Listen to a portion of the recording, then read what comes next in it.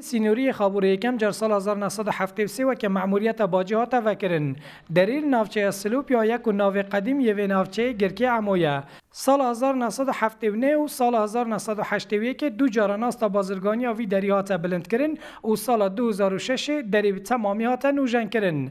پشتی راگاندن قدغیین در کتنا کولانن و اپراسیون لناوچه جزیر و سلوپیای deriye Xabur hata girtin. Ya şimdi her zaman için ekonomide bütün işlerin tıkırında. Deriye Xaburej bu bazırgani adı navbera Herema Kurdistan'e u Türkiye'de geleki giringe.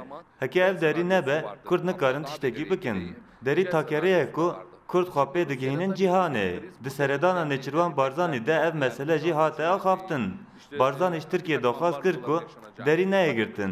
Lê Tirkiye dibêje evlehiya min giring e. Heke derî ve nebe dê zirar bigehe pêwendiyên bazirganî yên Kurdistanê û Tirkiyeyê.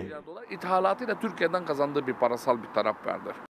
Abrîna sekjî dibêje êdî bazirgan neçarin ku rên alternatîv bibînin ku gorî vî şirûvekarî jî alternatîv ew e ku tir biçin navçeya Geverê li bajarokê Bajêrge bi rêya deriyê Silo derbasî Rojhilata Kurdistanê bibin û bi rêya deriyê Hecî Umeran derbasî Başûrê Kurdistanê bibin. Şimdi şöyle söyleyeyim, bundan 3-4 yıl önce... Bazırgan her gavle reyen alternatif tefekirin. Ve qasûka dizanım, deriyek tinavbere İran ve Hereme Kurdistan'da heye. Libe ku bazırgan beri xebedin vi milli. Leya sereke û pêwîst ev ku alêziyan levê heremê bine çareserkirin. Aboriya heremê xerab e. û eger reşî sabit dime, dê xerabtir bibe. 20 milyar doların üzerinde.